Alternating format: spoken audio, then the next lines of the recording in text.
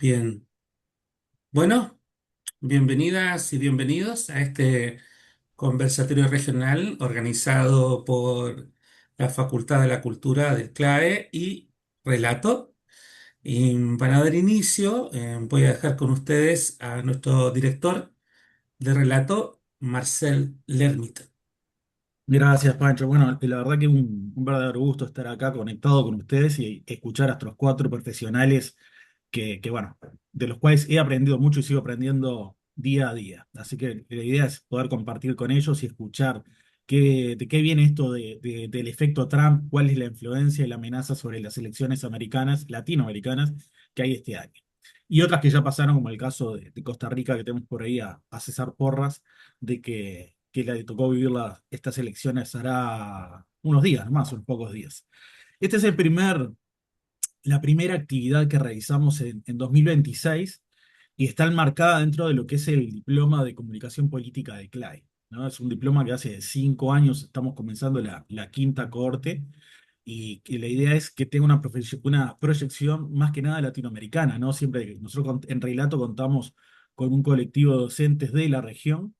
Tenemos gente de México, de Chile, de Colombia, de El Salvador, de Argentina. Bueno, está prácticamente representada casi toda nuestra América Latina. Es una suerte de selección latinoamericana de docentes que tienen una doble cualidad, ¿no? Por un lado, trabajan en la comunicación política y por otro lado, también aplican la docencia.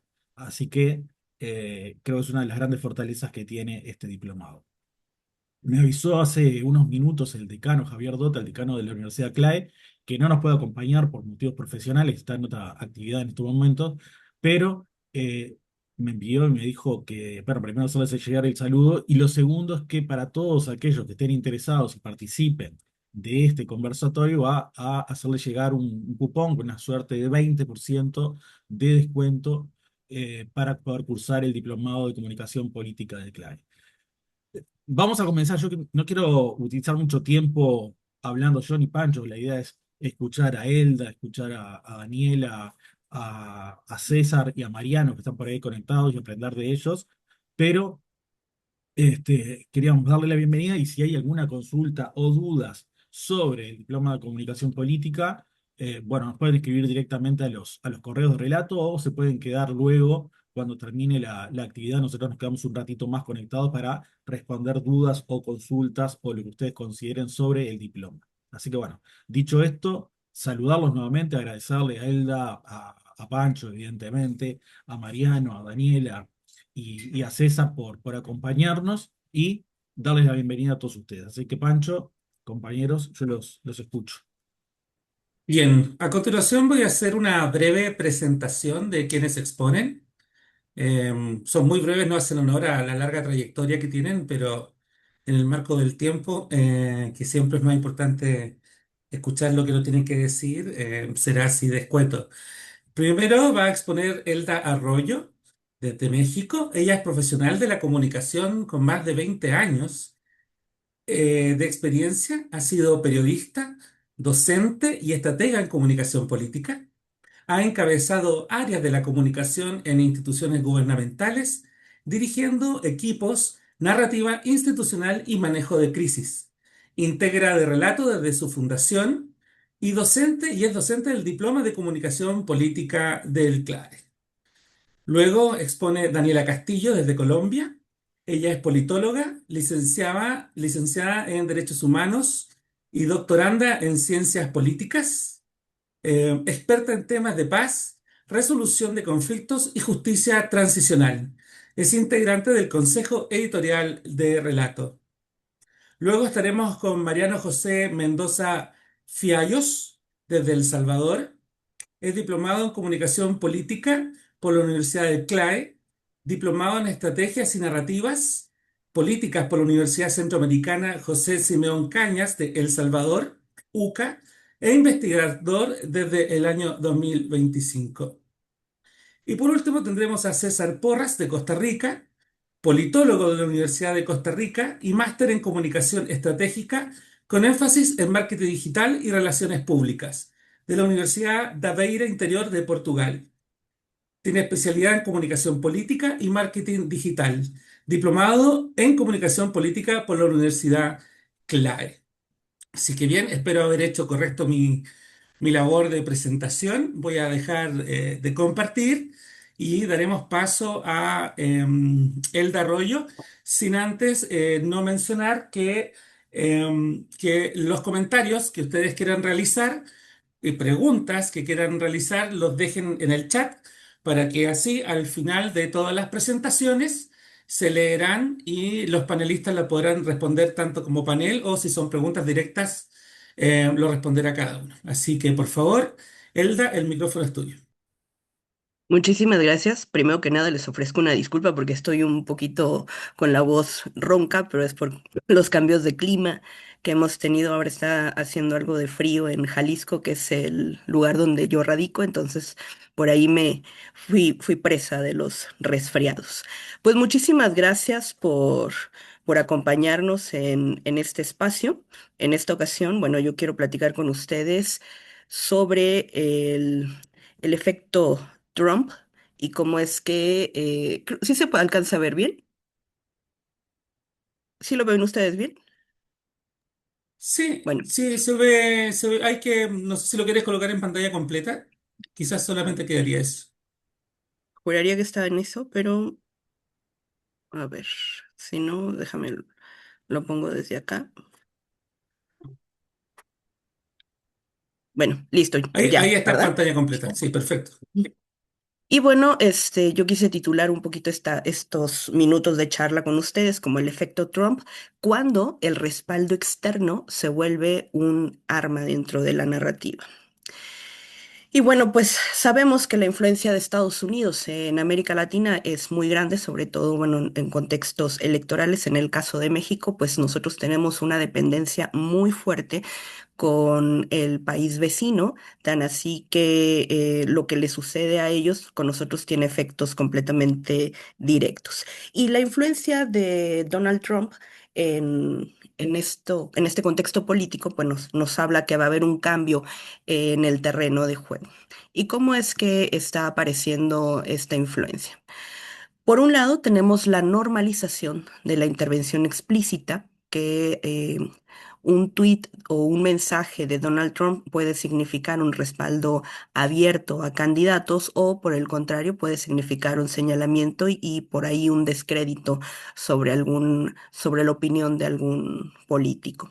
Vemos que hay una vinculación directa entre las elecciones y lo que él conoce o intenta manejar como intervención, más no diplomacia, porque por un lado podemos ver castigos, por otro lado podemos ver recompensas, todo esto vinculado a los temas migratorios, al comercio, a la seguridad.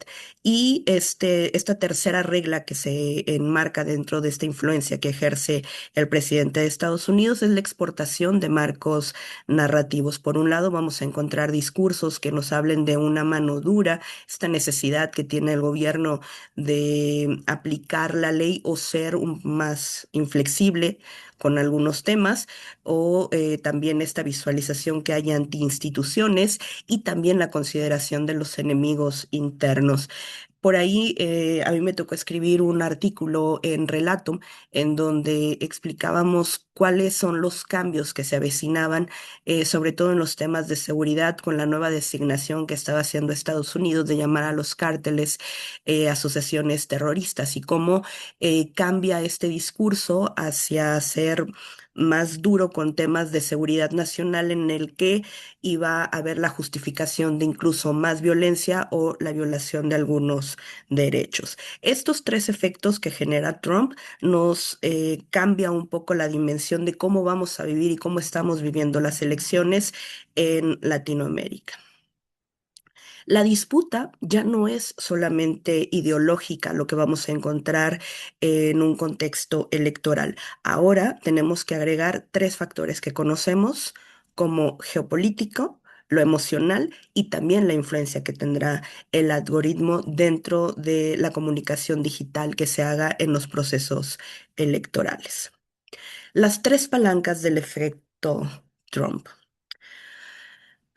Por un lado, tenemos que cuando el presidente de Estados Unidos hace un señalamiento político, hay candidatos que son afines a su ideología o afines con esta polarización que hay de entre la izquierda y la derecha, que si hay un señalamiento válido por parte de Trump, esto significa una validación automática para el electorado. Cuando él hace una mención sobre un candidato, él está transfiriendo cierta legitimidad o puede movilizar el rechazo. Eso pues obviamente lo están viviendo muchísimo en Colombia. Por ahí Daniela me permite no mentirles que estas visualizaciones que hay sobre lo que él o su sistema considera válido o lo que él considera o su sistema considera un atache, hay una percepción en esta movilización. También encontramos que hay un segundo efecto que es la condicionalidad dura.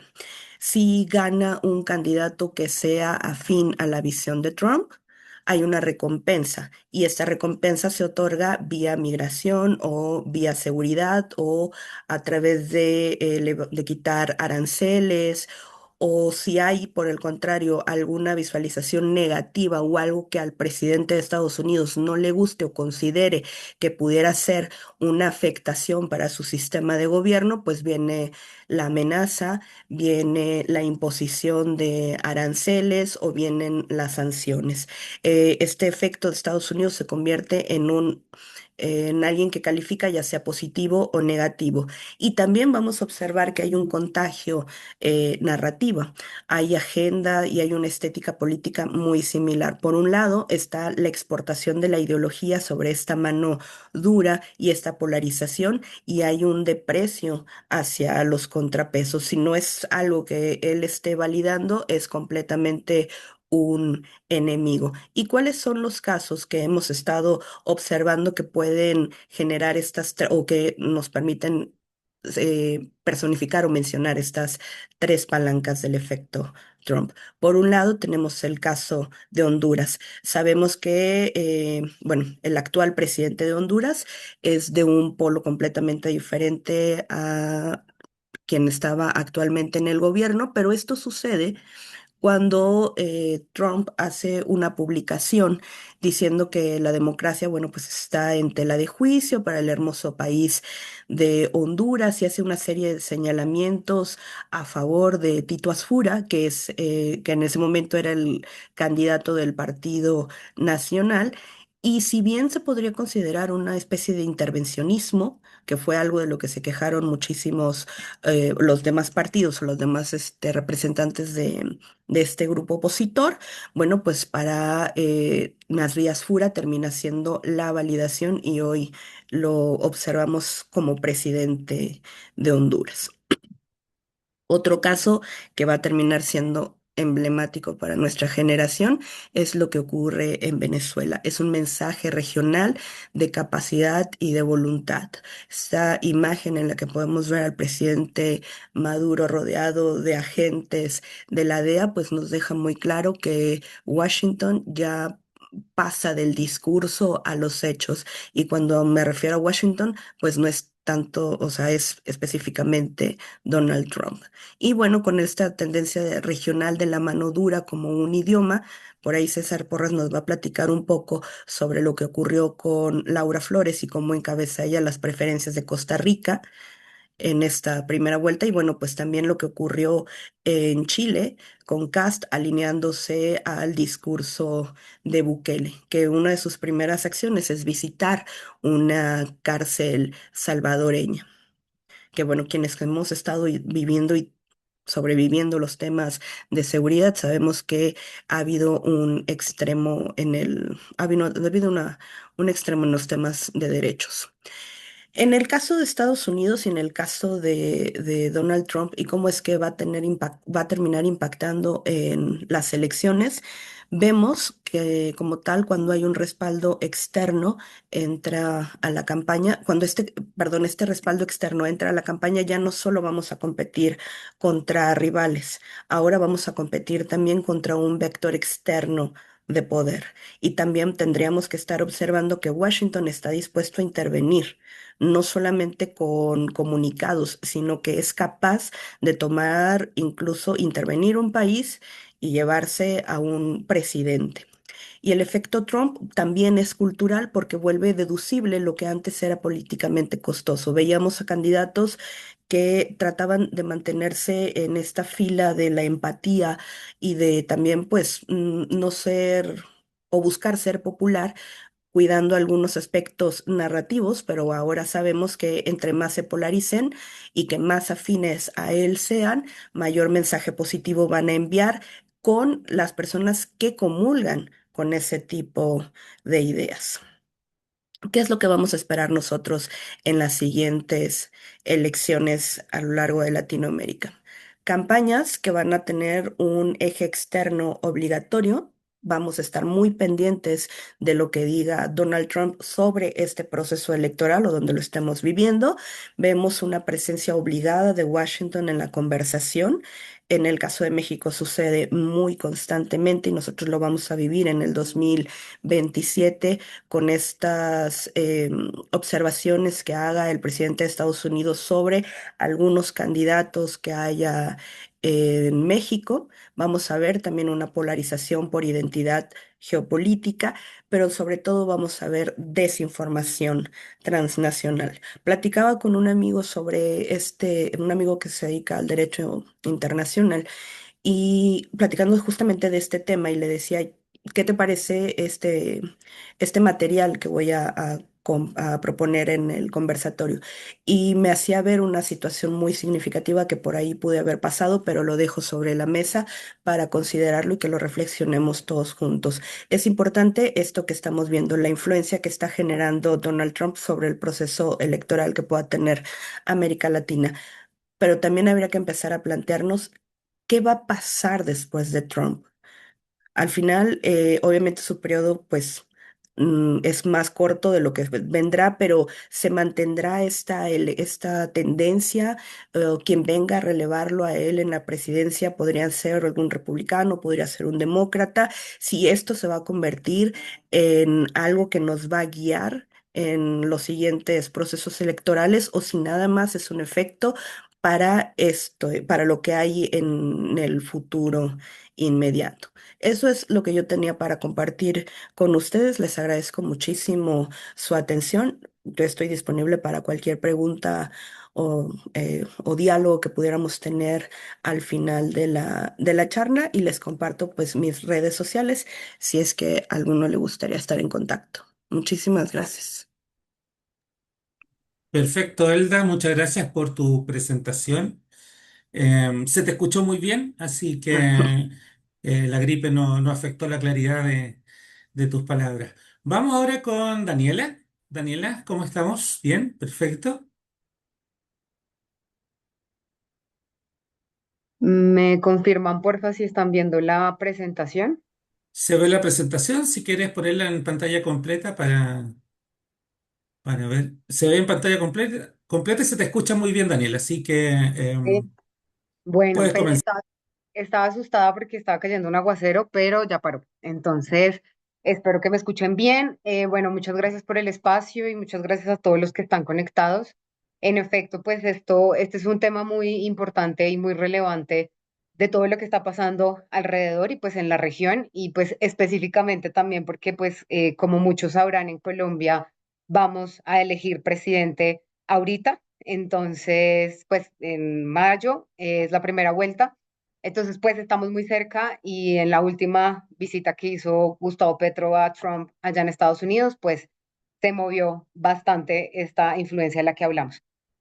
Yo titulé esta mini presentación como Ideología, Miedo y Política porque eh, yo creo que las acciones de Trump pone en el centro del debate algo muy importante que tenemos que tener en cuenta y que lo estamos viendo, que es un fenómeno en Latinoamérica, que es todo el tema de los extremos y la polarización. En Latinoamérica hay un péndulo, hay un efecto péndulo muy claro que se está viendo y es la ida a la extrema derecha, ¿cierto? Pasó en Costa Rica, Ecuador, Chile y bueno, en fin. Entonces, es algo que está pasando y no podemos dejar de hablar de este tema de extremos y de polarización.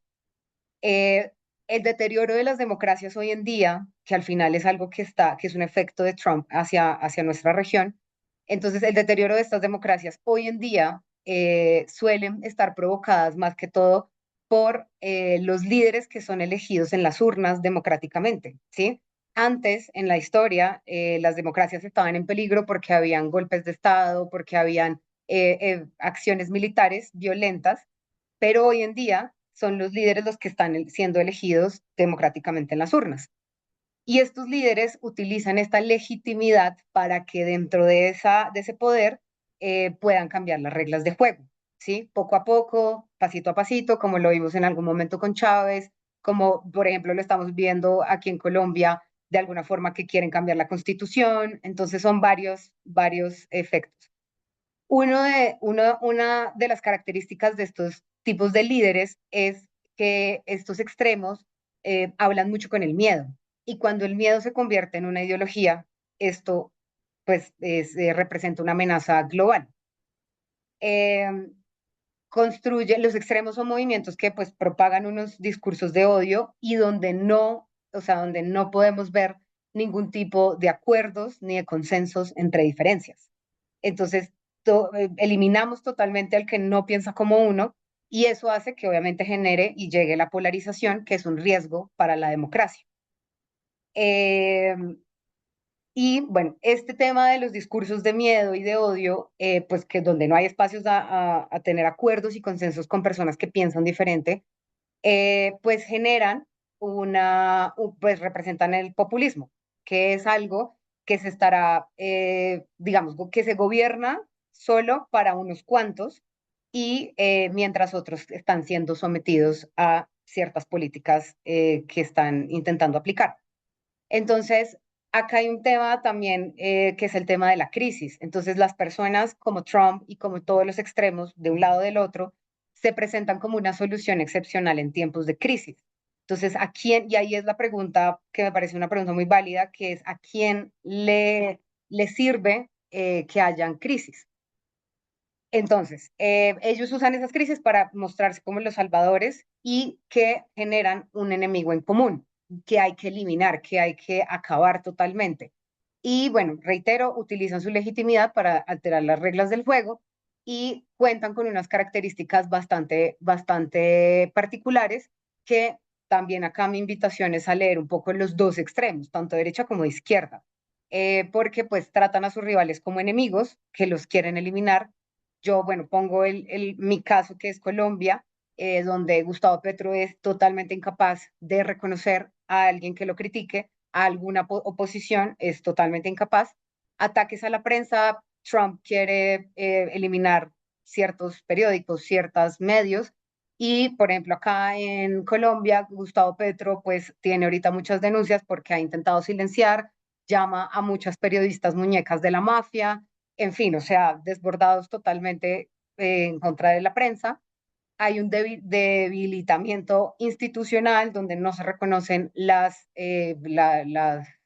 los juzgamientos de las cortes, de las instituciones del Consejo Superior de Judicatura, bueno, en fin, de todas estas instituciones que nos defienden de alguna forma y pues quieren deslegitimar su poder. Y pues todos estos comportamientos terminan siendo un desgaste silencioso para las democracias en Colombia, perdón, en la región y en el mundo. Eh, entonces, sí. Entonces, bueno, estos discursos, lo que les decía, estos discursos de tener un enemigo en común, pues lo tienen muy claro este tipo de personajes que manejan este tema del populismo para ganar cierta simpatía. Y estos personajes al final quieren es generar esa crisis, generar ese enemigo en común para acabarlo y tener de dónde tener una narrativa política. De lo contrario, las propuestas no les servirían a ellos.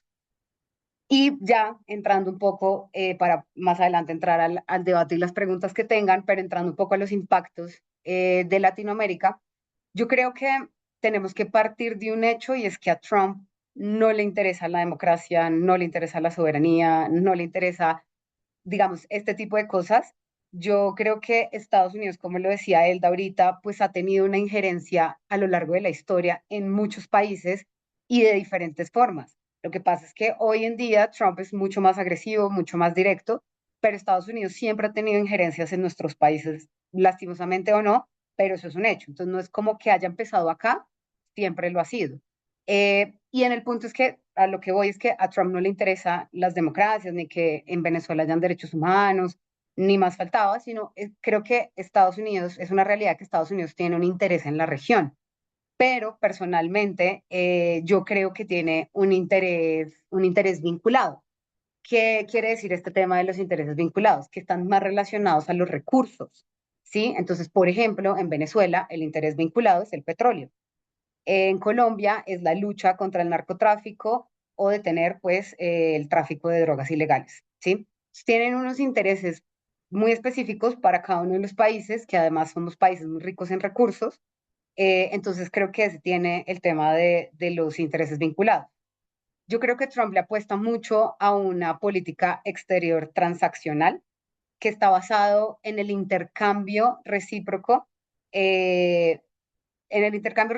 de algo que le necesiten ellos y necesitemos nosotros y en costo y en beneficios, ¿sí? No creo que vaya más allá de algo mucho más político profundo de derecho internacional humanitario, de algo así, sino es algo mucho transaccional, que es lo que creo que caracteriza a Trump mucho en su forma de gobernar. Eh, y algunos aliados claramente de la región, pues con este efecto péndulo que es el que hablé al inicio de la derecha, pues se han mostrado socios y se están mostrando muy aliados de la administración Trump. Pero, por ejemplo, hay otros que no, ¿sí? Como pues México, Brasil, y pues en su momento Chile con Boric. Entonces, pero pues Petro es uno de los que más fuerte se han cruzado palabras por Twitter, que además Elda mencionaba también que hoy por hoy se gobierna más que todo por Twitter, decisiones importantes se mandan por la red social. Y por ejemplo, Gustavo Petro fue alguien que hace unas 3, 4 semanas estuvo diciendo aquí en discurso público, en la plaza pública, que jamás en su vida le daría la mano a un pedófilo fascista, ¿no? Pero esta foto que vemos acá fue de hace una semana, ¿cierto? Todo cambia porque al final o sea, necesitamos de alguna forma llevar estas cooperaciones, por ejemplo, lo que les decía México y Brasil, pues fueron personas que no están de acuerdo, bueno, personas no, gobiernos que no están de acuerdo con ciertas prácticas que está perfecto, pero saben manejar diplomáticamente estas diferencias. Que a eso voy también un poco con la invitación de que yo creo que Latinoamérica debe buscar un equilibrio de la necesidad de interactuar con él, pues, con esta potencia para proteger los propios prioridades de uno, las democracias y las soberanías. Pero hay que mirar estratégicamente esa vinculación y saber cómo y hasta dónde tener que interactuar con la potencia de Estados Unidos. Yo creo que lo más importante en este momento es proteger las democracias en Latinoamérica, que debe ser una prioridad. Y voy cerrando el tema de Gustavo Petro de cuando fue a Estados Unidos, pues Trump le puso unas condiciones, ¿sí? Ustedes conocen, perdón, Petro en este momento hace parte de la lista Clinton, entonces Trump le puso unas condiciones para nuestras elecciones. Entonces ahí la influencia es total y la amenaza puede llegar claramente directa o indirectamente, porque nos está poniendo las reglas de juego. Claro, ¿en qué momento dijo Trump? Trump dijo, bueno, ustedes tienen que ser neutrales, que uno dice, bueno, ¿qué es neutral? Para él. Ustedes tienen que garantizar que todo el mundo vote, pues eso está en la Constitución, o sea, eso va. Entonces, digamos, es una forma de él querer meternos a todos los analistas y a los medios y a todo el mundo de, ay, vamos a hablar sobre política porque está hablando sobre democracia, derechos humanos, y eso es lo último que a él le interesa. Y al final, bueno, para ya después pasar al debate y escuchar a mis compañeros, cuando hablo de los guardianes de la democracia, yo creo que esto es importante mencionarlo y es que al final, lo que les decía al inicio, las democracias hoy en día no están en riesgos por golpes de Estado. Las democracias hoy en día están en riesgo por las mismas personas que ponemos en las urnas y los dejamos llegar al poder. Entonces nosotros mismos como ciudadanos somos los encargados de cuidar esa democracia y que al final, como está en esa foto, los extremos se tocan, los extremos siempre se van a tocar, derecha o izquierda, extremos siempre se van a tocar. Y creo que siempre hay que buscar gobiernos y democracias y sistemas políticos que sean capaces de incluir a la diferencia, de llegar a consensos y acuerdos, pues para construir una región mucho más próspera y al igualmente mucho más democrática. Perfecto, muchas gracias Daniela por tu presentación. Recordarle a las personas que pueden dejar preguntas y comentarios en el chat. Personalmente yo hice las dos cosas, así que estoy muy ahí estimulado con las presentaciones que hemos visto. Así que ahora se prepara Mariano José Mendoza. Mariano, ¿cómo estamos para comenzar? Tú Hola, nos dices cómo hola, estamos. buenas noches. Ahí se te escucha Eh, fuerte y claro. ¿Se me escucha bien? Muy bien. Ok, perfecto, perfecto. Sí, quiero ver si me deja compartir Está pantalla. abierto, está habilitado, Mariano, para que lo puedas hacer.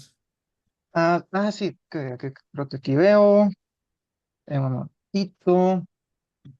Ok, creo que ya está compartiendo pantalla, no sé, ¿me confirman por ahí? Se está compartiendo, no está pantalla completa, pero sí está. Quiero, ahora está pantalla completa. Ahora sí está con pantalla completa. Bueno, el escenario es Ok, tuyo, Mariano. Te escuchamos. perfecto. Este, Bueno, primero que nada, pues gracias por invitarme a estos espacios y vamos a estar hablando de un tema muy interesante, ¿no? Que es la injerencia de Estados Unidos en los procesos electorales de 2026. Este, a mí me gustaría comenzar, de hecho, la presentación con una frase de un expresidente de los Estados Unidos, William Howard Taft, que en un discurso de 1912 decía, no está lejano el día en que tres banderas de barras y estrellas señalen nuestra extensión territorial. Una bandera en el Polo Norte, otra en el Canal de Panamá y una tercera en el Polo Sur. Y termina diciendo, todo el hemisferio será nuestro, de hecho, como en virtud de nuestra superioridad racial, ya es nuestro moralmente. Yo le di quizás un enfoque más histórico a la presentación en el sentido de que Trump hace alusión a un pasado épico, histórico de los Estados Unidos, ¿verdad? Y cómo es que esta injerencia estadounidense ha estado presente durante siglos, realmente.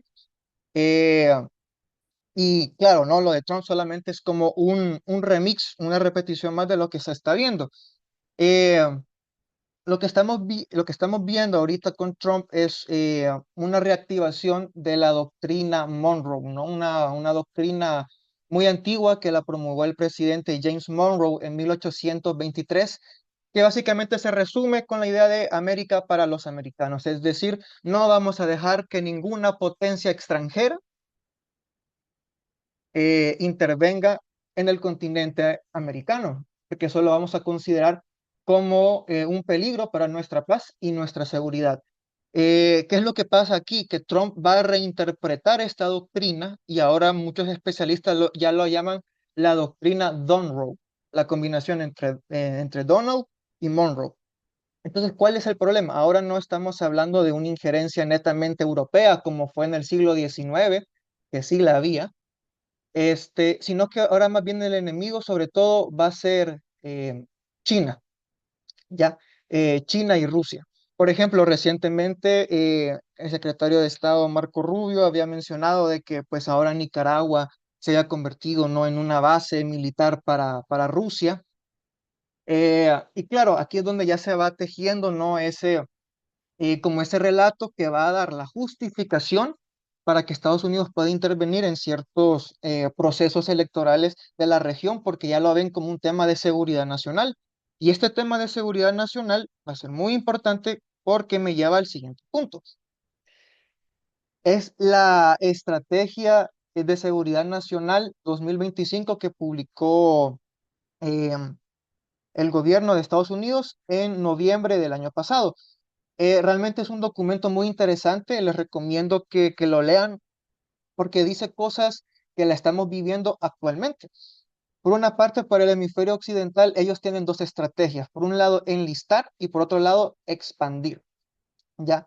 Eh, Básicamente aquí lo que ellos buscan es generar aliados, nuevos aliados, o nuevos socios que puedan alinearse a los intereses de Washington, y que los ayuden a contener la migración, el narcotráfico y otras amenazas nacionales. Justamente lo que había mencionado mi compañera Elda en cuanto a lo de Tito Asfura, una intervención directa, porque claro, Trump ve a Tito Asfura como un aliado, ¿no? Que se alinea a los intereses de Washington, capaz de contener la migración, el narcoterrorismo, ¿no? Y todo eso es lo que estamos viendo. Básicamente, esta estrategia de seguridad ya nos da el guión de lo que iba a suceder después, justamente con lo de Venezuela. Ahora bien, en el sentido también electoral, es muy importante también reconocer cómo está el contexto o el mapa electoral en nuestra región, porque nos enfrentamos a tres desafíos muy importantes que marcan la pauta, ¿verdad? En estas elecciones. Por una parte tenemos la crisis de representación. Básicamente ahorita la mayoría de la gente ya no cree en las instituciones democráticas. Los partidos políticos tradicionales están en una crisis tremenda y esto nos lleva a la polarización y la fragmentación. Eh, a- Ahorita hay mucha demanda electoral. Si mal no recuerdo, creo que en Costa Rica eran como 20 candidatos a la presidencia. eh, Igual en Perú son bastantes también candidatos, entonces aquí tenemos una oferta electoral que está automatizada prácticamente, ¿no? Entonces eso crea problemas de gobernabilidad porque va a ser más difícil para ciertos presidentes tener mayorías en los congresos y poder llegar a consensos. Entonces eso es algo muy importante que tendríamos que tener en cuenta. Y el otro desafío de estas elecciones es la sofisticación del crimen organizado. La expansión de las redes criminales ha debilitado mucho el Estado de Derecho en nuestros países.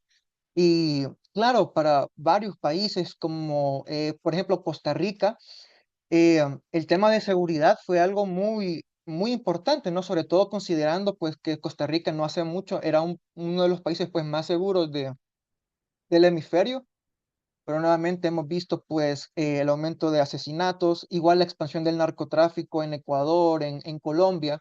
Entonces, ¿qué pasa? Que la gente tiene miedo y el miedo es una emoción que inhibe nuestra forma de pensar, nuestro racionamiento. Así que esto es para tener muy en claro, porque ahora lo que va a estar de moda son estos, justamente, ¿no? Lo que hayamos comentado, los discursos punitivos, ¿no? De mano dura, de que vamos a hacer una mega cárcel, ¿no? Etcétera, etcétera. Eh, Ahora bien, también habríamos que considerar que cada país tiene sus propias, digamos, particularidades. Por ejemplo, en el caso de Colombia, nuevamente tenemos la violencia política, el magnicidio de Miguel Uribe. eh, y, a ver, Estados Unidos aquí también tiene dos formas de cómo presionar. Por una parte, tiene una presión económica, que en países como Honduras, por ejemplo, como el mío, que es El Salvador, pueda ser el hecho de poner impuestos a remesas, ¿no? Países que dependen mucho de las remesas, que lo puede hacer así, o también, como ya lo mencionaba Elda, a través de aranceles, ya que es una forma. Si mal no recuerdo, recientemente hubo ahí un conflicto de arancelario entre Ecuador y Colombia. Se podría considerar, dado que Daniel Noboa es pues un agente, ¿no? Que está alineado, es un aliado, un socio de Washington, podríamos considerar eso como incluso una posible injerencia, ¿verdad? Hasta el momento no hemos visto una injerencia como ¿qué?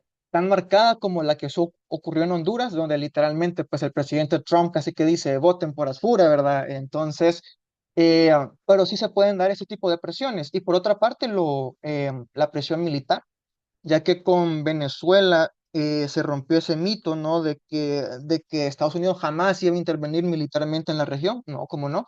Se puede hacer. Ya amenazó a México de que podía bombardear, pues nada, ¿no? Puntos de droga, de laboratorios, etcétera, etcétera. Entonces son amenazas muy, muy reales. Y por otra parte, también tendríamos que hablar de la migración, ¿no? Que es otro tema muy importante en las agendas electorales. Por ejemplo, en Perú hay alrededor de entre 1.6 y 1.3 millones de venezolanos. Y tristemente, pues buena parte de los peruanos tienen una mala visión en cuanto a la migración venezolana y pues, lo ven como si fuera una amenaza a su seguridad.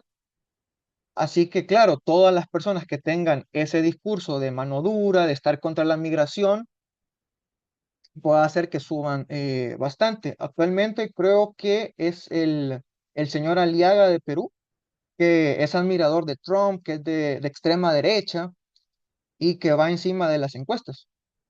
Entonces son justamente ese tipo de discursos, ¿no? Que pueda llegar a ser como una intervención.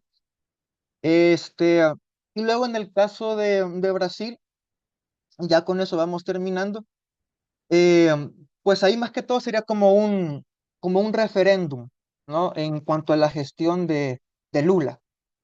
Eh, a ver, ahí la extrema derecha podría estar más atomizada. Recordemos que Jair Bolsonaro está arrestado, hay como bastantes divisiones.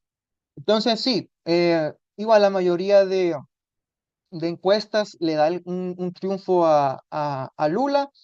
Muy posiblemente ahí no haya como tanta intervención, pero sí hay algunos ex asesores de seguridad y asesores de brasileños que sí alertan de que podría haber una posible intromisión estadounidense. Y lo otro que tendríamos que también fijarnos es justamente el comercio con China, eh, porque igual, esto es como la zona de influencia, este es nuestro hemisferio. Entonces, no vamos a dejar de que otra potencia como China intervenga, ¿no? Y aquí están varias empresas chinas que controlan algunos recursos vitales, que controlan algunos sectores energéticos.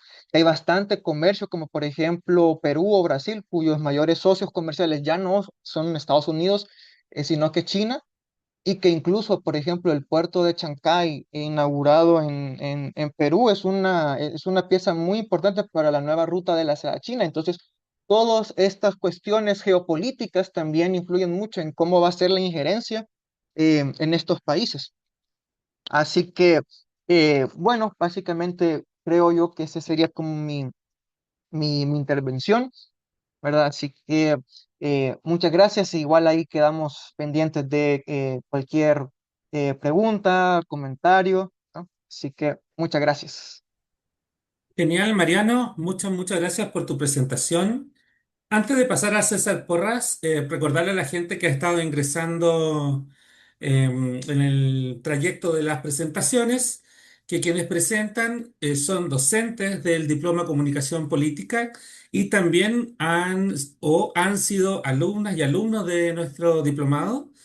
Así que recuerden que al final de toda esta presentación, quienes quieran tener interés y preguntar más sobre el programa que comienza en marzo a ejecutarse, pueden quedarse, ya aprovechando que está nuestro director acá y podemos robarle un poco de su tiempo. Así que bien, vamos con la última presentación.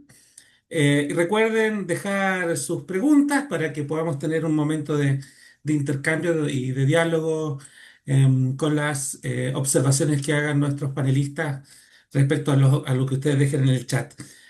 Vamos, César. Podemos probar audio y no sé si vas a compartir algo. Y Sí, ahí ahí ya te dejo se en me, paz. se me escucha bien. ¿Se te escucha bien? Perfecto, bueno, muchas Listo. gracias.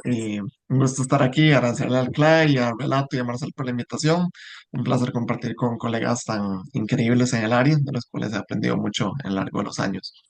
Cuando hablamos de la intervención e influencia estadounidense en la región, se habla, y bueno, me encantó ver las tres presentaciones porque esta viene a complementar un área y muestran ejemplos y casos súper atinados a la situación Porque se habla, bueno, y se conoce históricamente la influencia directa o presión institucional que ha habido históricamente en la región. Sin embargo, también hay un tipo de presión, injerencia, digámoslo así, indirecta o no tan implícita, como de hecho lo mencionaba Mariano, que también tiene un posicionamiento fuerte y tiene repercusiones directas, no solo en procesos electorales, sino también en el día a día, la cotidianidad realmente de los movimientos que tienen nuestros países en la región. Hablamos de aspectos comunicacionales como señales, como simbologías, como narrativas, que se dan por medio de declaraciones, de gestos simbólicos, etcétera. Y bueno, más allá de eso, hay que recordar que la agenda estadounidense se viraliza, y me lo comentaba una vez cuando hablaba con un colega, en vivo y en tiempo real en Latinoamérica. Y esto se replica o se duplica para los diversos discursos narrativos y demás que vamos a ver en los procesos electorales. Aquí quiero exponer dos ejemplos para ejemplificar un poco el caso de mi país, que como mencionaban hace poquito, hace un par de semanas fue el proceso electoral, y otro un poco atípico, que incluso puede causar gracia, pero después cuando lo veamos va a tener un poco más de lógica. El caso de Costa Rica, voy a marcar tres hitos que pasaron el año pasado como tal con el gobierno actual, eh, que fue en febrero del 2025, cuando el secretario de Estado Marcos Rubio básicamente reconoce y elogia al presidente Rodrigo Chávez por la lucha contra el narcotráfico y seguridad.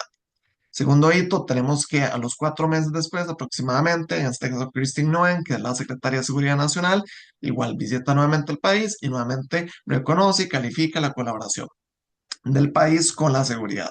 Algo muy interesante porque 2 meses después Donald Trump menciona en un discurso que Costa Rica, bueno, San José específicamente, que es nuestra capital, como lugares indeseables con problemas de seguridad. Ahora, ¿por qué se da esto? Y lo mencionaban de hecho varias personas, me acuerdo Mariano, el tema de seguridad en Costa Rica es un tema ahorita importante, es un eje, porque si tuvieron cifras históricas que no se recolectaban en muchas décadas y actualmente en 3 años más de 2.600 homicidios. Pero bueno, el punto no es más que todo la seguridad, porque esto ya ampliaron mucho mis colegas, sino de ver cómo el caso de Costa Rica, y en realidad digo Costa Rica, pero esto se aplica perfectamente a cualquier otra coyuntura y contexto de Latinoamérica, se ejemplifica por medio de una influencia o injerencia no directa, como las que ya vimos, pero que también tienen un peso importantísimo en las coyunturas, en este caso con estos relatos que mencionaron mis colegas. Principalmente es importante destacar que los reconocimientos, como en estos casos los dos que vimos, nunca son neutrales, son estratégicos, son mensajes y como lo puse aquí, no es un gesto diplomático, es parte de una comunicación estratégica que influye en este momento, no inmediatamente en un proceso electoral, pero influye en todo alrededor, influye en el mercado, en medios, opinión pública, etcétera, influye en una coyuntura que se va creando y se va desarrollando para que después, como lo mencionaban también mis colegas, esto se convierte en un capital simbólico. De hecho, hay una pregunta interesante que compartió Francisco, y es que dependiendo del actor local, y en este caso el gobierno, el relato, utilice este material o estos reconocimientos, es un material simbólico que se va a usar como respaldo internacional, como legitimidad, como decir, estamos alineados con los valores de Washington. Y esto al fin y al cabo incide mucho, y en el caso de Costa Rica, pero estoy seguro que también aplica para el resto de países de la región, se da fuertemente porque históricamente hay una narrativa con tres aspectos que los pongo aquí, que son la democracia estable que tiene el país, la institucionalidad fuerte y una relación con Estados Unidos también digamos que estable. Aspectos muy interesantes porque, como lo mencionaban, actualmente en los últimos años ha nacido un movimiento, un relato de un personaje antipolítico, ¿verdad? Que es como lo mencionaba, de hecho, eh, Daniela, si no me equivoco, va en contra, pese a que su relato y su mensaje y su narrativa va alineada a una democracia y favorece el Estado de Derecho, realmente es lo contrario. Son personas las cuales no buscan realmente favorecer ni apoyar este fortalecimiento ni posicionar la democracia y la estabilidad como tal, sino a partir de diversas polarizaciones de discursos y mensajes de odio vale que la redundancia, como que va a mencionar, polarizar el país y por medio de esto, bueno, como ahí mencioné y lo puse aquí abajo, no puede definir el voto, pero sí condiciona un marco de debate político, un marco discursivo que efectivamente va a, en todo caso, definir no votos y no solo elecciones, sino toda la coyuntura de un país y bueno, un contexto sumamente amplio. Ahora, tenemos un caso muy interesante y muy divertido que fue recientemente lo que tuvimos en el show del Super Bowl. Algo que me dirán, ¿por qué César puso aquí esto? ¿Qué tiene que ver esto con la relación directa con elecciones? Estamos hablando de esquina A, esquina B. Pues bueno, tiene mucho que ver y es parte de esta injerencia indirecta o no tan explícita que no se habla, que no se conversa, pero sí se pregunta. Porque ahorita la región y en realidad el mundo estamos viendo una alineación ideológica a la derecha o porque tenemos ciertos tipos de movimientos sociales que surgen. Bueno, no es cuestión de casualidad, no es cuestión de surge porque así está trabajando también el algoritmo, que es parte, sino que es parte de una narrativa, de una comunicación estratégica. Esto de aquí fue el tweet, bueno, en realidad fue en Truth Social, la red de Donald Trump, después de la aparición de Bad Bunny. Claramente un mensaje lleno de desprecio, rechazo y bueno, todo lo que ya conocemos del posicionamiento de él hacia no solo Bad Bunny, sino representación a toda la cultura latinoamericana y en este caso el show que íbamos a tener. Ahora, ¿por qué el caso de Bad Bunny? Porque es un ejemplo perfecto para describir cómo por medio de estos tipos de discursos se vuelven al fin y al cabo un efecto en diversas coyunturas y en este caso en elecciones, como puede ser posible. Porque el discurso político, me encanta esta frase, eh, ah, no solo crea climas, perdón, no solo opiniones. ¿Cómo climas de qué? Climas sociales. Climas sociales que se generan por medio de ideas, de amenazas, de invasión, de una idea que lo mencionaba también, ellos contra nosotros. Y esto crea que aunado a una percepción de que la expresión cultural, con este caso latinoamericana, es algo negativa. Y bueno, el show de Bad Bunny mostró que más allá de la música y que le guste o no el género urbano, una de las mayores expresiones políticas que ha tenido el continente y en este caso la región históricamente es la cultura y la música. Y claro que se traspasa y se traslada a eso. Y a esto vuelvo, cuando ese clima social nace, se traslada a la cultura, a los medios, se globaliza. Y esto ahora sí influye en cuál es la aceptación o rechazo que va a tener una cultura. Y no solo la cultura, sino todo lo que envuelve esto, todo un movimiento ideológico y social. Al final de esto, pues aquí creemos que es muy extraño o muy largo creer que una persona, en este caso latinoamericana, puede estar totalmente a favor del Trump y sus ideas, sea un efecto, que es que moldea percepciones. Y esto no es solo, como lo menciono, no solo define votos, no solo moldea elecciones, moldea percepciones profundas que van más allá de eso. Entonces, para no andar mucho, realmente es importante destacar no solo la injerencia directa y toda la presión institucional que se conoce, que se sabe que existe y que ha estado históricamente, sino alinear también a cómo por otros tipos de comunicaciones específicas, estratégicas, simbólicas, también hay una fuerte influencia de la cual muchos, y me incluyo yo, en la cotidianidad ni siquiera nos damos cuenta que se está influyendo y que se está desarrollando en sí. Que bueno, quería dar por aquí este pensamiento y bueno, y mi intervención. Muchas gracias. Bueno, perfecto. Muy bien, César. Gracias por tu presentación. Tenemos cuatro preguntas en el chat. Así que mientras se va conversando sobre esas cuatro preguntas, quienes se le van ocurriendo algunas, no tengan ningún problema en dejarlas por escrito para que las podamos ir discutiendo. Y estoy muy contento porque soy algo TOC y vamos perfecto con los tiempos, así que esto me tiene, eh, me parece genial. Vamos con la pregunta número uno. Vamos a partir por David Moreno, que dice lo siguiente. La política actual está enmarcada en el espectáculo para polarizar la masa, cuando realmente derecha o izquierda son dos caras de la misma moneda que en realidad responde a los intereses del capital. ¿Qué opinan los panelistas de esta afirmación?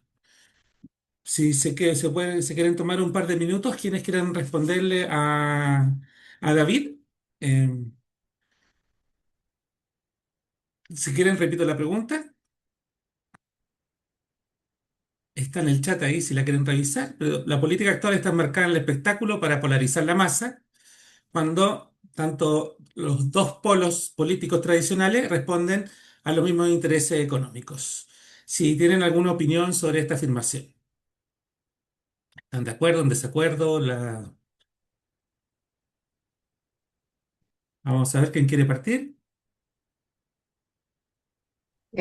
Hola. Bueno, David, gracias por la pregunta. Respondo rápidamente porque pues creo que iba o va muy conectado con mi presentación. Yo creo que sí, o sea que estoy de acuerdo con esa afirmación porque reitero y yo insisto mucho en esta afirmación, los extremos se tocan, derecha, izquierda, los extremos se tocan, tienen prácticas muy similares, como lo manejaba y lo ponía un poco en la presentación. Entonces quieren acabar con el enemigo, que es el que piensa diferente, y al final quieren, por ejemplo, eso, cambiar los mismos sistemas electorales que los hicieron a ellos presidentes, cambiar las constituciones, cambiar muchas cosas, y reitero, eso va de lado y lado. Entonces, yo por mi parte estoy totalmente de acuerdo con la afirmación. Perfecto. ¿Alguien más? Elda, creo que había, o César. No, pero le doy la palabra a Elda si ya quería comentar algo.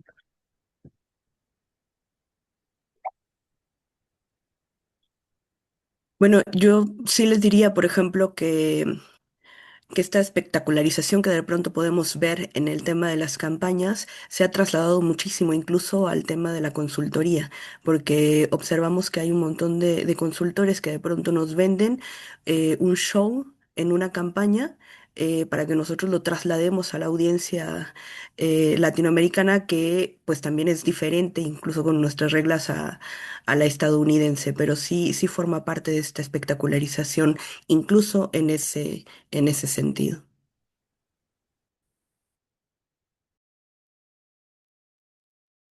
César.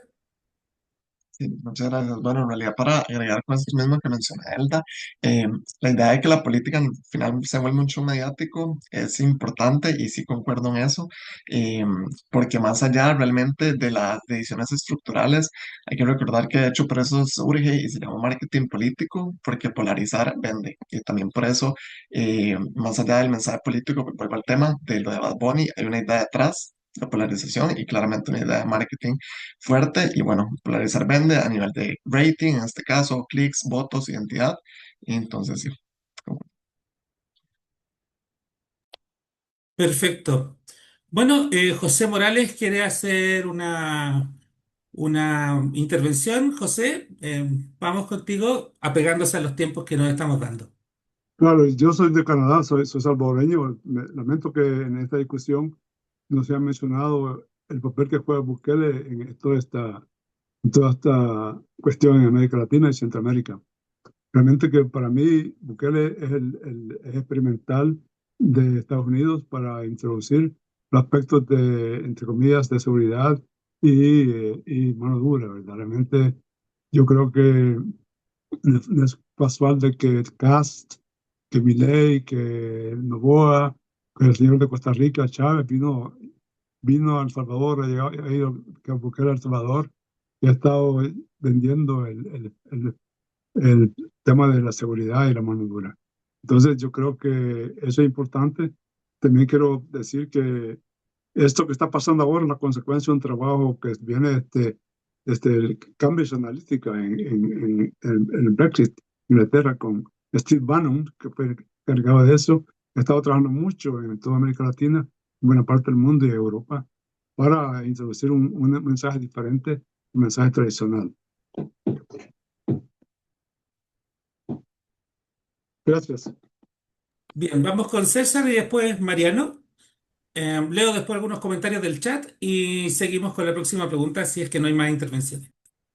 Muchas gracias. Yo solo quería agregar y agradecerle a José por el comentario porque es totalmente importantísimo mencionar el papel de Bukele, incluso como líder, realmente, como lo menciona él, de una estrategia de este relato antipolítico. Realmente creo que es de los que surge con el movimiento y por eso el respaldo, y en este caso lo mencionó súper bien con Laura Fernández en Costa Rica, Rodrigo Chávez, que tuvieron una fuerte influencia por medio del apoyo de él y la legitimidad en términos de seguridad que el costarricense vio al estar él. De hecho, en media campaña política, él vino incluso a inaugurar una mega cárcel, la cual no está ni el 50%. Entonces, bueno, es parte de las acciones estratégicas que dejaron mucho que decir.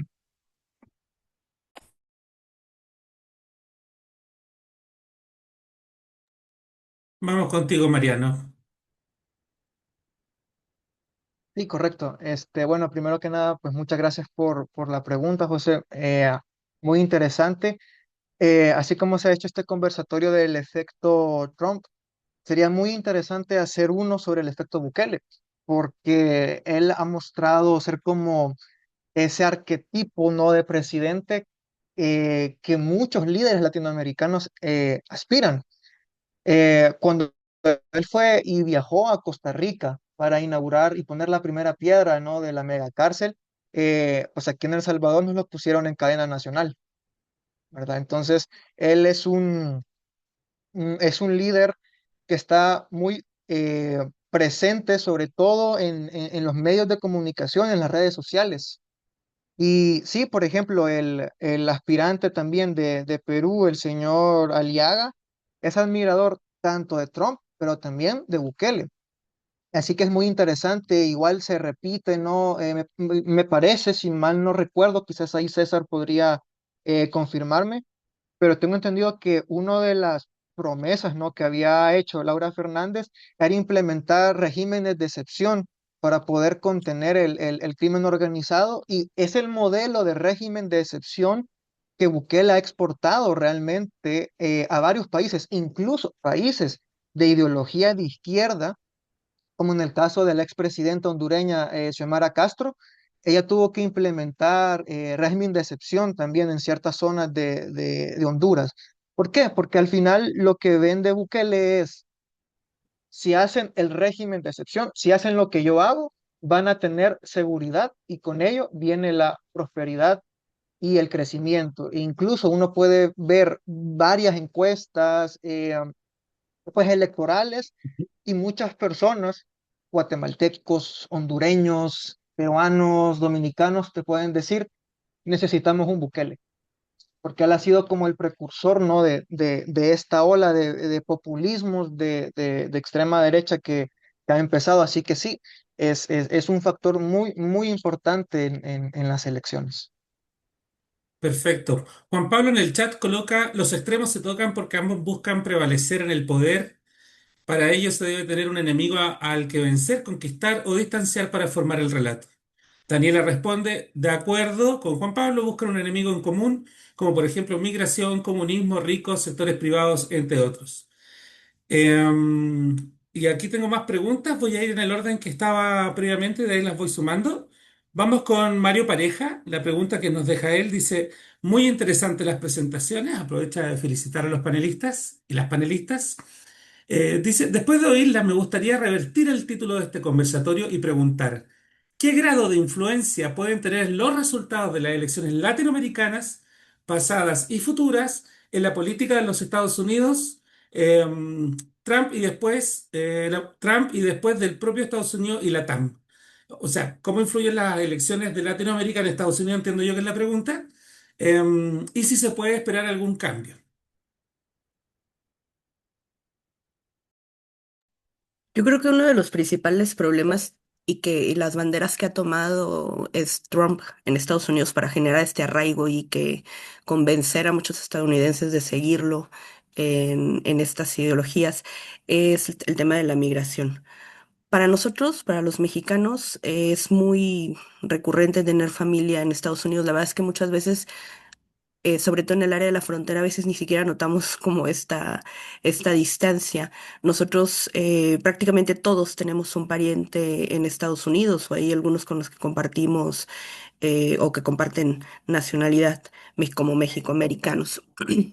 Y al final del día los ha terminado por convencer de que esta migración es algo negativo, cuando el mismo país se ha compuesto precisamente en este contexto. A mí me llama mucho la atención, por ejemplo, la campaña que está haciendo Mamdani al estar cambiando este enfoque de la migración como algo negativo, como lo estuvo manejando Trump, para convertir esta multiculturalidad tal cual la insignia de Estados Unidos.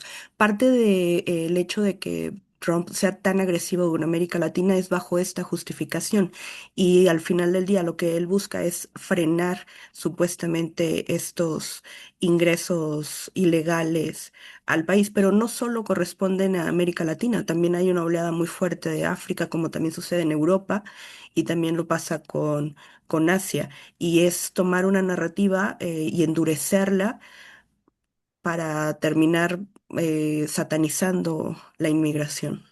Que eso, bueno, pues también me parece que es un tema importante para las siguientes elecciones. Bien. ¿Qué más del panel quisiera responder? Daniela. Em, sí, bueno, solo quería hacer como un comentario respondiendo a la pregunta. Yo creo que sí puede generar también cierto impacto porque como lo dije en mi presentación, el tema del péndulo, del efecto péndulo, como estamos viendo, muchos gobiernos de Latinoamérica se están volviendo a la extrema derecha porque, reitero, o sea, no es una derecha moderada, no es un centro derecha, sino son extremas derechas que, como lo decía Elda también, como que ayuda o fortalece esas narrativas de odio, ya sea del enemigo en común, como le decía Juan Pablo, un poco de, ya sea del comunismo, del miedo al comunismo, como en algún momento, por ejemplo, tuvimos una campaña aquí en Colombia, nos vamos a volver Venezuela y el comunismo era el enemigo número uno. Entonces, digamos, sí creo que esas elecciones en la región pueden llegar a fortalecer esas narrativas y esos miedos que al final creo que todos mis compañeros y yo pues coincidimos en eso, que el miedo termina siendo pues lo que mueve a estas narrativas y a las personas y como lo decía, si el miedo se convierte en ideología, pues termina siendo una amenaza global. César, Mariano. Para agregar realmente lo que mencionan Aldi y Daniela, creo que el impacto al fin y al cabo, pese a que se cree nulo, es sumamente importante a nivel de seguridad, a nivel de narcotráfico, incluso de competencia, pero más allá enfocado en qué pasa después de un Trump, por ejemplo, qué va a pasar con el efecto y la influencia que va a tener Latinoamérica en la región. Y bueno, pues ahorita claramente las modas, los modales, por decirlo así, las formas son distintas, pero el fondo queda. Y realmente a nivel estructural es algo que se mantiene, claramente cambian las formas, porque puede cambiar partido, puede cambiar a ser demócrata y demás, sin embargo, el fondo queda y eso es algo muy importante que se tiene que tener en cuenta. Mariano, por favor. Sí, gracias.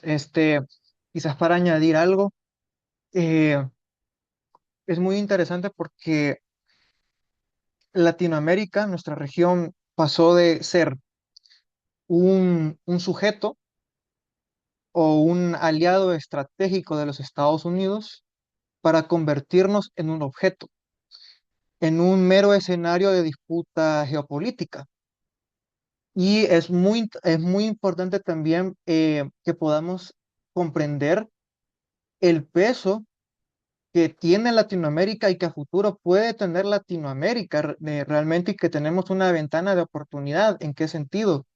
En que tras la pandemia de COVID se demostró una verdad que ya se venía pues sospechando, y es que las cadenas de suministro dependen mucho de China, dependen de otros países, y Estados Unidos vio esa vulnerabilidad y que no podía depender siempre de China. Lo que está haciendo Trump ahorita es relocalizar toda esta manufactura que se había ido a Asia y le está tratando de relocalizar en su hemisferio, ¿verdad? Entonces, ¿a qué voy con esto? De que América Latina tiene justamente ese potencial y que puede influir también en Estados Unidos. Ya, entonces eso es algo que hay que tener muy en cuenta, ¿verdad? A la hora de hacer este tipo eh, pues, de análisis, ¿no? Porque igual incluso puede pasar de que ciertas acciones que haga Trump o cualquier otro presidente en la región afectan negativamente el rendimiento electoral de presidentes, ya sea demócratas o republicanos. Ya, por ejemplo, ahorita en las elecciones de medio término de noviembre, por el momento los demócratas van ganando. ¿Por qué? Porque el voto hispano en Estados Unidos es muy, muy importante. Ya, entonces, Todo eso son factores que sí podría influenciar. Por ejemplo, en el caso, digamos, pues solamente por poner un ejemplo, ya con esto termino. Si en Colombia, digamos, quedara Iván Cepeda, que es uno de los candidatos, entiendo yo que de los más fuertes, ¿verdad? Y claro, al final puede hacer de que el efecto Trump, en lugar de, digamos, apoyar, ¿no? Al candidato que quiera, haga todo lo contrario, porque Trump amenazó a Colombia de posibles bombardeos. Entonces puede hacer de que el efecto Trump también levante nacionalismos que han estado dormidos. Y ahí que a partir de ahora en ciertos países ya haya una visión negativa de Trump. Entonces, sí, son también factores que tendríamos que tener en cuenta y yo creo de que es un buen momento para que pensemos en nuestra región no como un mero objeto de disputa, sino como un sujeto y poder fortalecer nuestras alianzas entre los países. Perfecto, Mariano. Había una mano levantada por ahí, pero desapareció. Vamos entonces con las... Quedan dos preguntas más. La mía ya está prácticamente respondida durante el transcurso de las intervenciones, así que la retiro. Vamos con Rodrigo Castillo y después vamos con la pregunta de Kenne. Primero, Rodrigo pregunta, ¿cuál es el papel de los organismos internacionales como Human Rights Watch en la evolución de este proceso? El rol de los organismos de derechos humanos en esto que estamos conversando. Híjole, pues vimos que tampoco la ONU tuvo una injerencia muy fuerte con lo que pasó en Venezuela y pareciera que se nos quedó dormida la comunidad internacional con relación a ello, ¿no? O sea, em, lo que nosotros hemos estado viendo y viviendo es una transgresión a los derechos tras otra y tras otra, que pareciera que empezamos a normalizar esta situación y a considerar que Estados Unidos, por ser el adulto que nos tutela en América, puede llevar a cabo esto, ¿no? La verdad es que yo estoy investigando ahorita el tema de ICE y es increíble la manera en la que lo están manejando y cómo lo están viviendo. Le contaba yo a Marcel y a Francisco que tuve la oportunidad de platicar con una persona que también es de origen latino y nos decía, es que me están pidiendo buscar gente como yo, o sea, a mi gente. Y él tiene el temor de saber qué va a pasar el día de mañana cuando le toque a él ser. Entonces, con esto creo que está clarísimo que al menos en el tema de derechos humanos y las organizaciones no están como que haciendo lo propio o levantando la voz como se debería y encuentran estos vacíos, este tipo de ideologías que pues lo vamos a terminar lamentando en algunos años más desde la historia. Perfecto. Em, ¿Puedo Dale, seguir? Daniela. Sí, sí, sí. Eh, sí, de acuerdo. Yo creo que hace mucho tiempo los organismos internacionales están muy dormidos, como dice Elda. En efecto, pues en lo que pasó el 3 de enero no los vimos, pero no los hemos visto tampoco hace muchos años donde ha habido violencias y violaciones muy graves a derechos humanos y a las vidas de muchos venezolanos allí.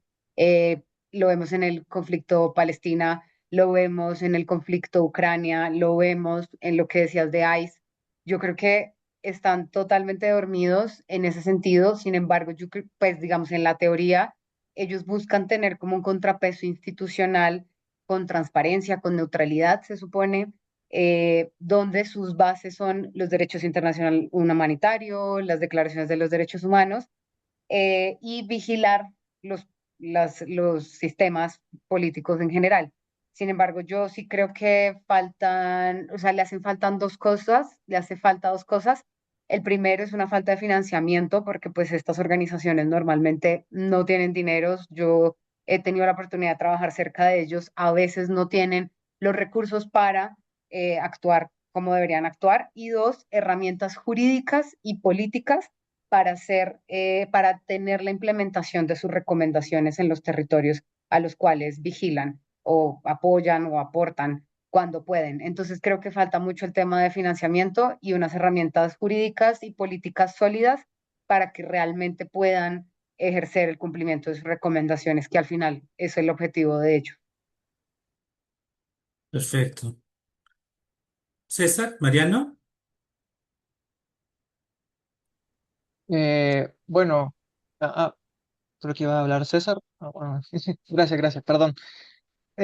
Sí, y yo creo que lo que ha mencionado él y Daniela es algo muy importante, sobre todo la financiación, pero también es que tristemente muchos de estos organismos también están siendo debilitados con discursos populistas y punitivos, sobre todo en el caso de El Salvador, que les podría hablar un poquito más al respecto, que siempre no es ese discurso dicotómico donde el presidente dice, ¿dónde estaba Human Rights Watch cuando los pandilleros masacraban a nuestra gente? Ahí no decían nada, que estaban calladitos y que...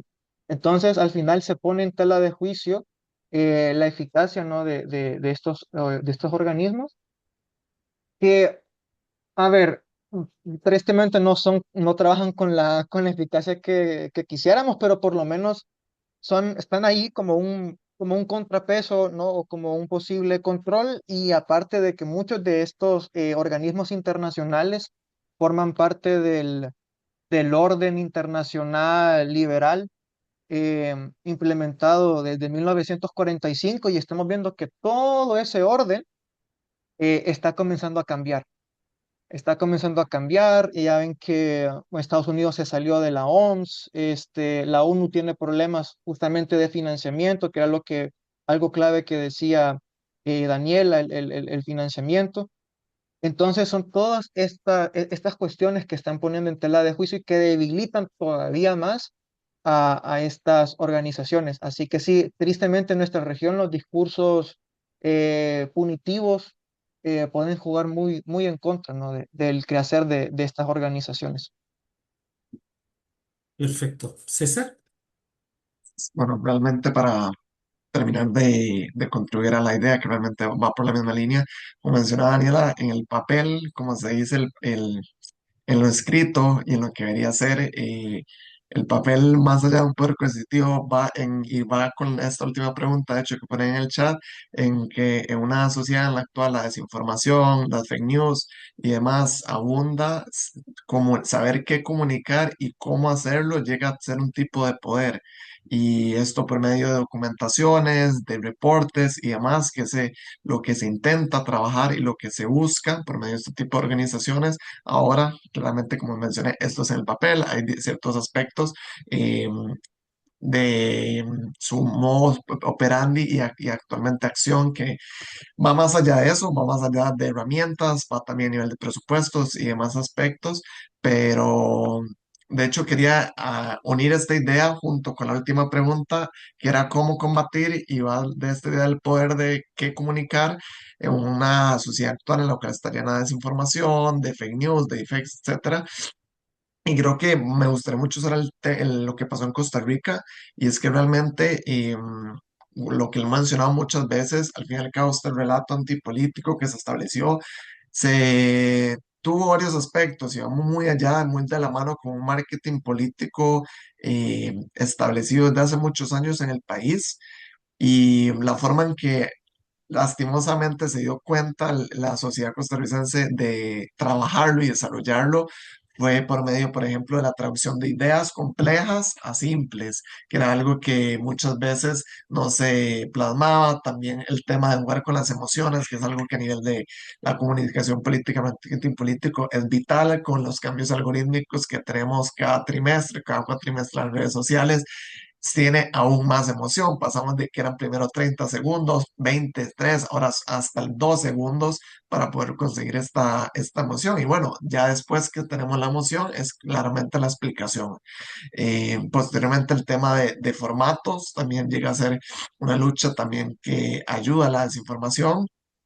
Y lo más importante, y creo que fue uno de los principales aprendizajes que hubo en el contexto de Costa Rica, fue prevenir y llegar rápido, llegar antes y ser quienes inician la narrativa, quienes inician el mensaje para anticipar estas fake news y no solo desmentirlas. Una vez está, es más difícil desmentirlas que en ese momento ser quien empieza la conversación y anticiparla. Y bueno, va de la mano no alimentar el odio, sino elegir qué tipo de batallas dar ante estos mensajes y hacerlo estratégicamente. Y finalmente, yo creo que el punto que va con todas estas, que es una deuda que creo que hay ahorita actualmente como región, es construir comunidad.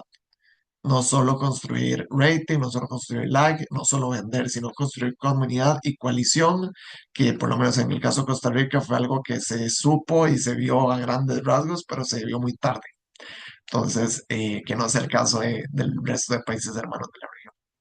Perfecto, vamos con la última pregunta para ya ir cerrando y pasar a quienes tengan consultas sobre el Diplomado de Comunicación Política. Me han corregido la manera en que pronuncié el nombre de Queenie, así que aprovecho de mandarles saludos, que hace mucho tiempo que no la veía, así que genial. La pregunta es la siguiente.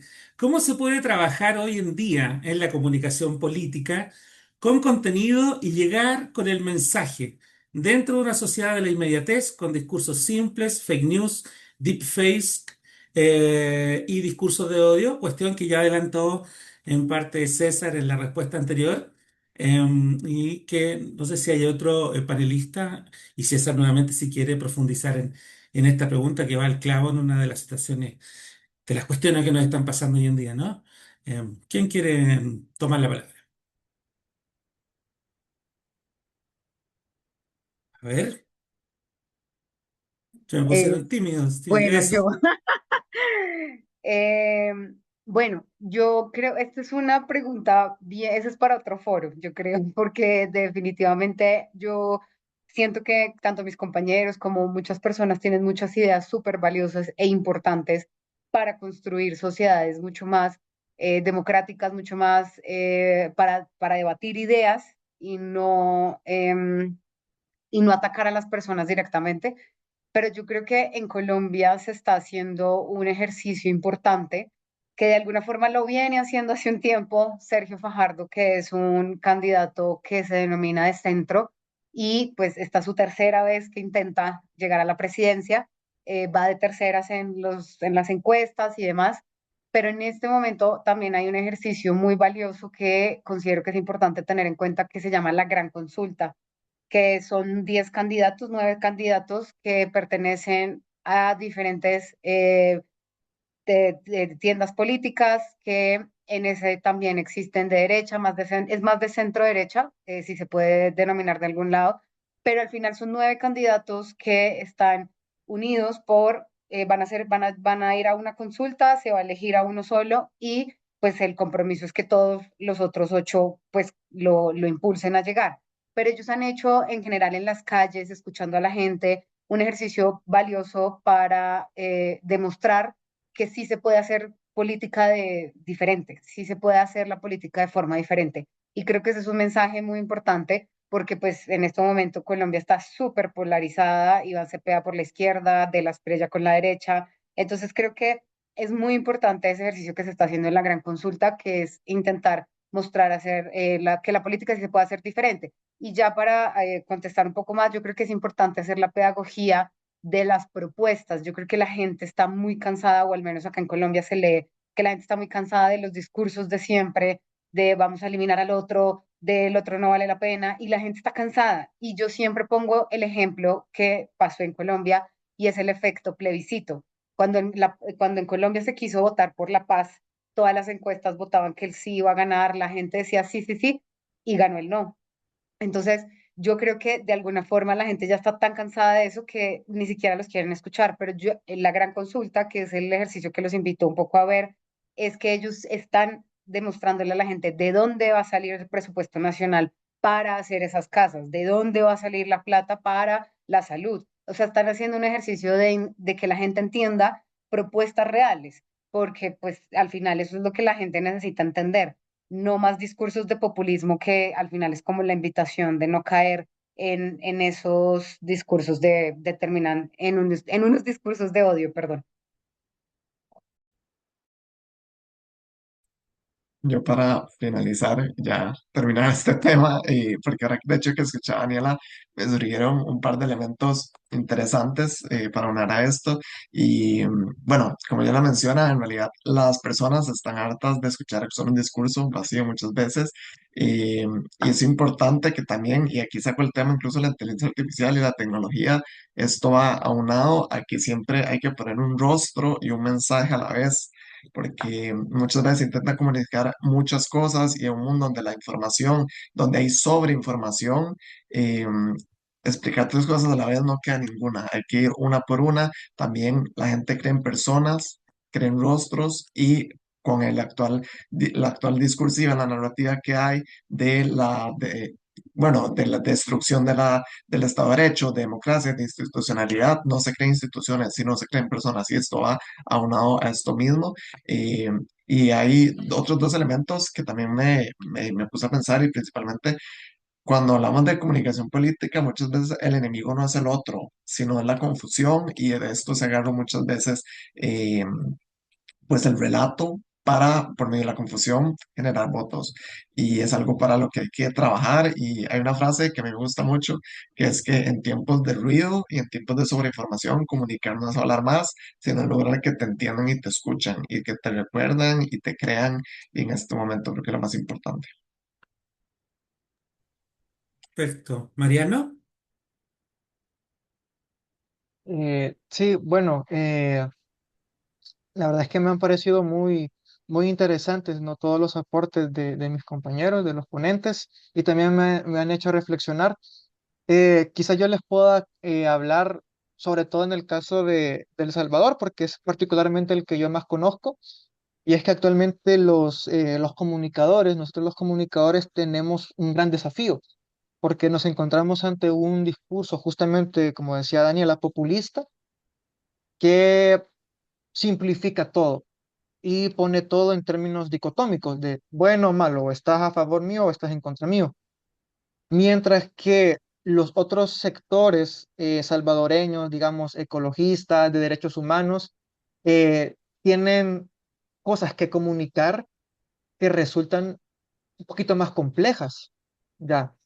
Entonces, y aquí influye un montón de casos, es decir, la escolaridad, la segmentación de públicos, estudio de públicos, qué funciona, qué no funciona. Lo que hace el gobierno es una hipersegmentación, ¿ya?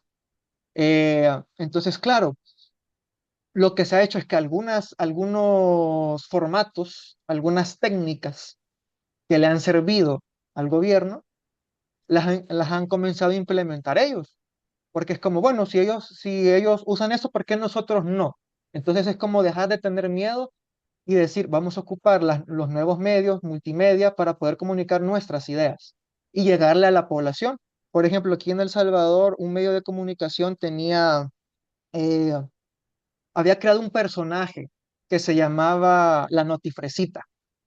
Para los que quizás no están tan familiarizados, alguien fresa es alguien como de la alta sociedad, ¿vea? Que es como, creo que en México los conocen como whitexicans, entonces, es algo como así, entonces era una mujer, ¿verdad? De la alta sociedad salvadoreña y todo eso, como tipo whitexican, que comenzaba a decirte las noticias, pero con esa jerga, con esos modismos, ¿no? Y la gente lo veía o sea, y se quedaba reflexionando y todo eso.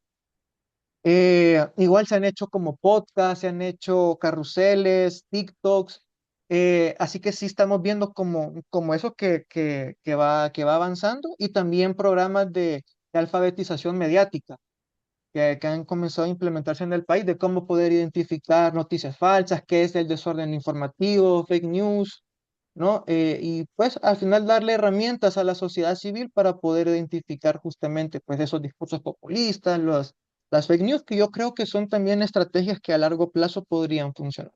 Así que muchas gracias por la pregunta. perfecto. Bueno, hemos terminado la ronda formal, por así decirlo, de exposiciones y preguntas y respuestas. Daniela se tuvo que retirar, así que no va a poder participar de este último momento, que es como el minuto de confianza para las y los expositores, un minuto para que si quieren comentar algo, despedirse, terminar con alguna reflexión, para luego ya dejar de grabar y pasamos. Ah, bien, bien, Daniela, partimos contigo entonces, hermoso. Sí, ay, qué Luego, pena. sí, luego vamos, José, vamos con la despedida de los panelistas para que Daniela se pueda despedir. Un minuto cada uno, tiempo más o menos, y luego ya dejamos de grabar y seguimos con otras conversaciones. Sí, muchas gracias. Qué pena que me tengo que retirar, pero pues agradezco este cierre. De verdad, muchas gracias por el espacio. Muchas gracias a mis compañeros panelistas, que muy interesante todo lo que hablamos. Y reitero, como mi invitación siempre es a podemos construir sociedades democráticas en las diferencias, porque las diferencias van a existir y tenemos que hacer un esfuerzo de realizar políticas, proyectos, políticas públicas que incluyan a todos y entender muy bien que estos discursos de odio, porque lo hemos vivido y siempre pues pongo mi ejemplo que es Colombia, lo hemos vivido en el país, los extremos no nos llevan a nada bueno, absolutamente a nada bueno.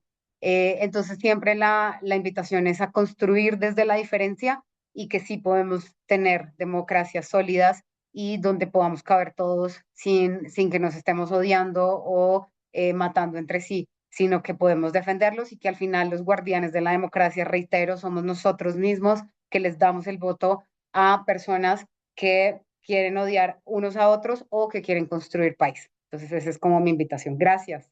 Gracias, Daniela, que te vaya muy bien. Gracias por participar. ¿Quién quiere seguir de los presentadores o presentadora con su minuto de confianza? Oh, pues yo. No, primeramente agradecer el espacio, nuevamente al Clave, al Relato, a Marcela, a vos, Francisco y a todas las personas.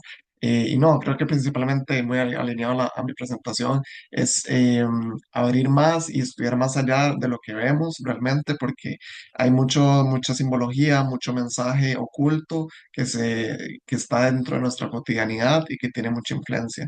Y esto es importante no solo para nosotros, nosotras, sino también para toda la sociedad y quienes nos rodean y como mencionaba ahora, también para poder generar coalición. Como lo mencioné, en Costa Rica fue un poco tarde, pero para los demás países hermanos que están en procesos y los que vendrán, es muy importante, como lo mencionaba Daniela, ser defensores de la democracia y generar coalición. Y pues bueno, como lo mencioné, en tiempos donde se sobrecomunica, eh, hacer llegar el mensaje que se entienda lo más importante y eso es nuestro papel como comunicadores políticos.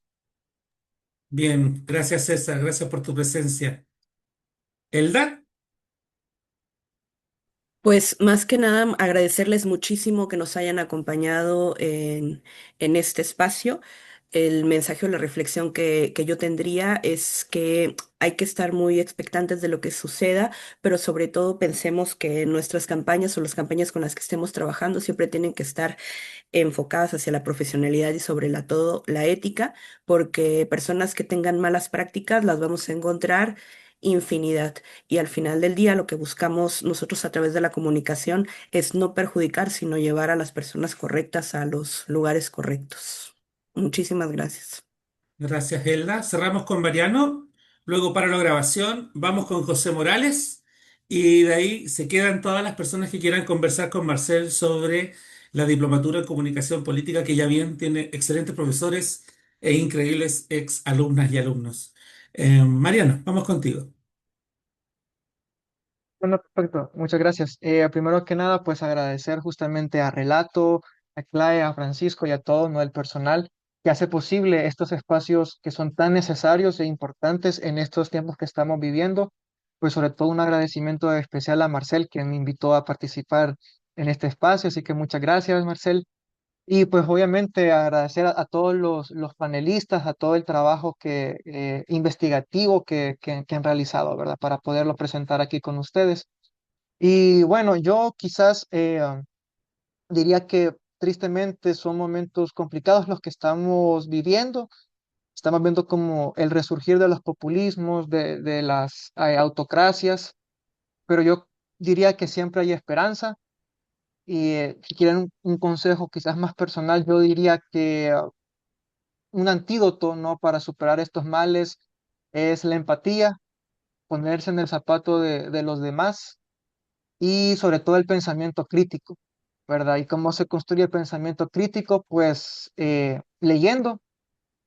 informándose de diferentes medios, de diferentes vertientes políticas e ir construyendo pues poco a poco eh, pues una realidad mejor y más democrática y pues solamente cerrando y ya que César lo mencionó en su presentación del Super Bowl, pues como diría Bad Bunny, lo único más poderoso que el odio es el amor.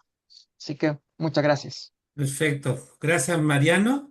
Eh, Simplemente formalmente para cerrar la grabación, agradecer a todas y todos los que estuvieron hoy día presentes. Tuvimos un muy buen número, una excelente exposición y creo que fue una actividad que debería hacernos reflexionar de que hay que repetirlas con más frecuencia, ¿no? Vamos contigo, José, para